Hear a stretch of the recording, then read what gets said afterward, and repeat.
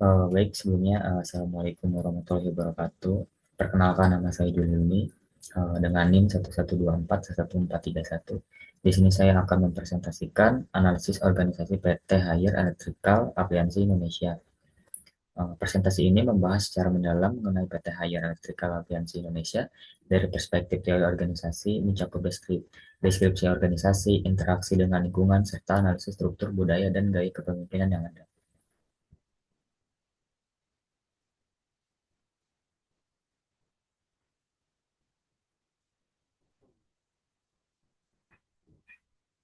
Nah, di sini ada deskripsi organisasi PT Haier Electrical Appliances Indonesia. Di sini ada beberapa poin, yaitu terdiri dari jenis dan bidang usaha. PT Haier Electrical Appliances Indonesia merupakan perusahaan manufaktur dan distribusi di sektor peralatan rumah tangga. Contohnya seperti mesin cuci ataupun kulkas dan AC. Lalu ada skala organisasi. PT Haier dapat dikategorikan sebagai organisasi skala besar yang beroperasi di Indonesia. Struktur organisasi mengadopsi struktur yang campuran dengan elemen struktur fungsional dan struktur divisional. Lalu ada fokus utama perusahaan, berfokus pada inovasi dan kualitas dalam produk peralatan rumah tangga yang dihasilkan. Contohnya yang tadi saya berikan berupa kulkas, AC, ataupun mesin cuci. Lalu ada komitmen terhadap kualitas, menjaga standar tinggi dalam proses manufaktur dan distribusi produk. Lalu ada dampak sosial perusahaan, memberikan kontribusi terhadap perekonomian lokal dan menciptakan lapangan kerja.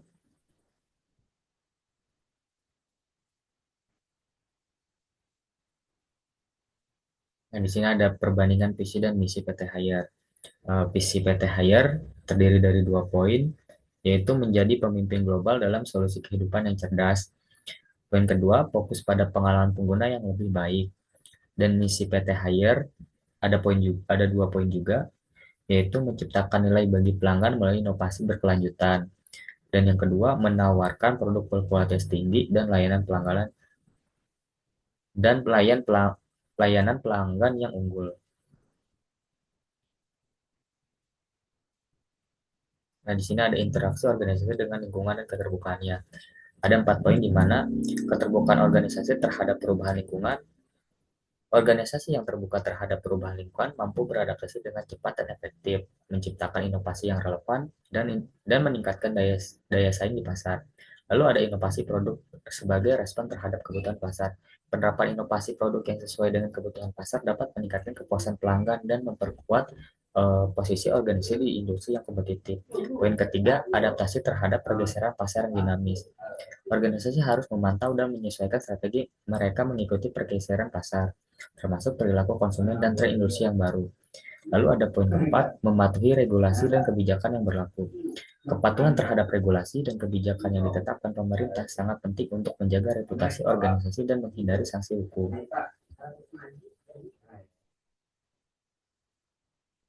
Nah, di sini ada faktor eksternal yang mempengaruhi perubahan dalam organisasi. Ada faktor teknologi, faktor ekonomi, dan faktor sosial. Di sini ada faktor teknologi di mana terdiri dari perkembangan teknologi, inovasi produk, digitalisasi, aksesibilitas informasi. Lalu ada faktor ekonomi. Di sini ada fluktuasi daya beli, inflasi, pertumbuhan ekonomi, dan kondisi pasar global. Lalu ada faktor sosial dan demografi, yaitu perubahan gaya hidup, preferensi konsumen, diferensiasi demografi, dan kesadaran sosial. Di sini ada analisis teori organisasi yang relevan untuk PT Haier. Di sini ada 3 poin di mana teori sistem PT Haier sebagai sistem terbuka menginteraksikan dengan lingkungan sekitarnya. Lalu ada teori kontingensi di mana desain organisasi yang efektif bergantung pada berbagai faktor kontingen. Lalu ada pendekatan sumber daya tergantung. Di sini mengurangi ketergantungan pada sumber daya eksternal.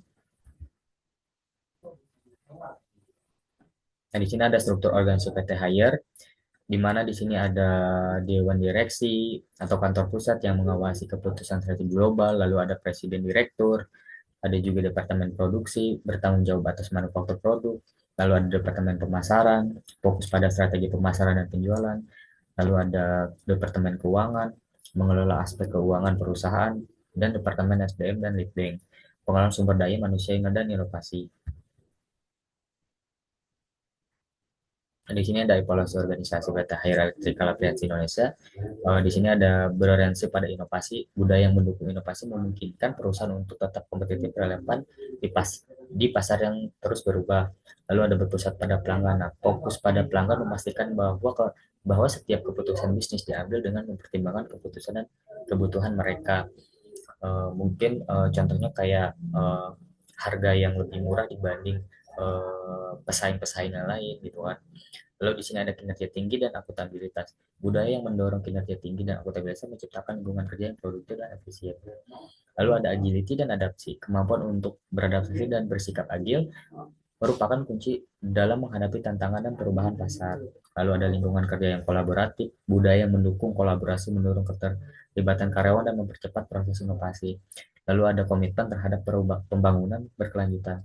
Kesadaran akan penting pembangunan berkelanjutan menjadi bagian dari budaya organisasi yang bertanggung jawab. Nah, di sini gaya kepemimpinan yang beragam dalam organisasi.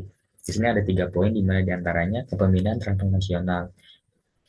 Kepemimpinan transformasional mendorong karyawan untuk berinovasi dan berkontribusi secara aktif dalam mencapai visi organisasi, menciptakan lingkungan, dan mendukung kreativitas. Lalu ada kepemimpinan partisipatif.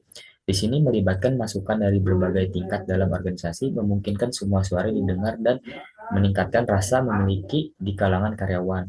Dan juga ada kepemimpinan strategis, berfokus pada gambar besar dan mengantisipasi tren pasar, membantu organisasi untuk tetap relevan dan kompetitif dalam industri yang cepat berubah.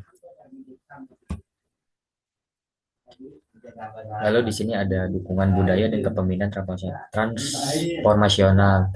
Di sini ada 4 poin, di mana diantaranya budaya inovasi yang kuat, mendorong kreativitas karyawan, kepemimpinan transformasional, meningkatkan komitmen dan motivasi, dukung akuntabilitas, menjamin tanggung jawab dalam tim.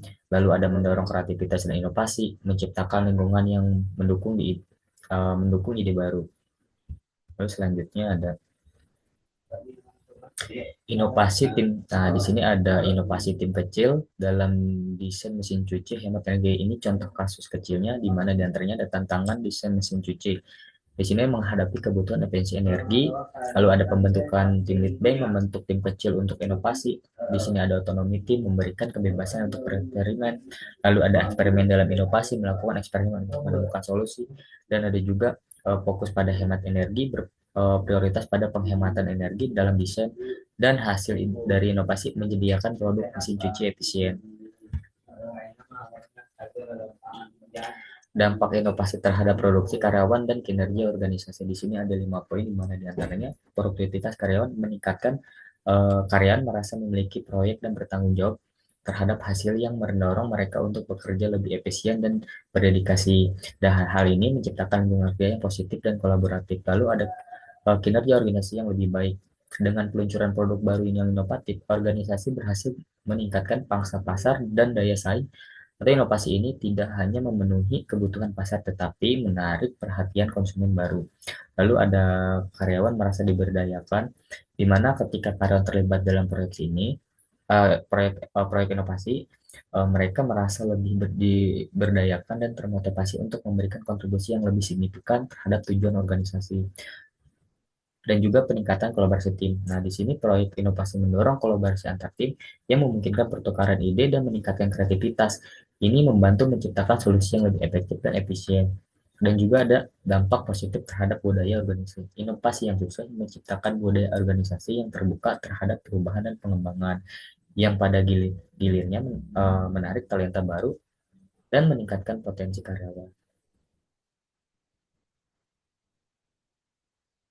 Di sini ada analisis organisasi PT Hire, di mana ada sistem terbuka yang responsif. PT Hire beroperasi sebagai sistem terbuka yang responsif terhadap lingkungan dan perubahan pasar. Lalu ada relevansi teori sistem, di mana memberikan kerangka untuk memahami bagaimana organisasi berfungsi sebagai satu kesatuan yang terintegrasi.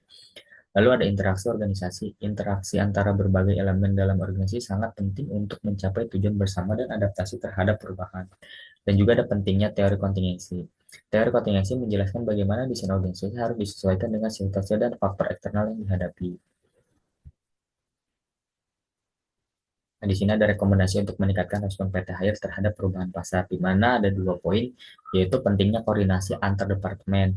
Penguatan koordinasi antar departemen akan memfasilitasi pertukaran informasi yang lebih baik dan mempercepat respon terhadap permintaan pasar. Lalu kedua, ada kecepatan dalam pengambilan keputusan. Proses pengambilan keputusan yang lebih cepat diperlukan untuk menjawab perubahan pasar dengan lebih efisien dan efektif. Eh, Dan slide terakhir mari kita ada slide terakhir ada di mana mungkin quotes dari PT HR tersebut. Mari kita terus berinovasi dan beradaptasi untuk masa depan yang lebih baik. Dalam menghadapi tantangan dan perubahan yang dinamis, PT HR berkomitmen untuk terus berinovasi serta beradaptasi guna mempertahankan posisi kompetitif dan memenuhi kebutuhan pelanggan yang terus berkembang di masa depan. Jadi mungkin itu saja yang bisa saya sampaikan. Kurang lebihnya mohon maaf. Wabillahi taufiq wa hidayah. Wassalamualaikum warahmatullahi wabarakatuh.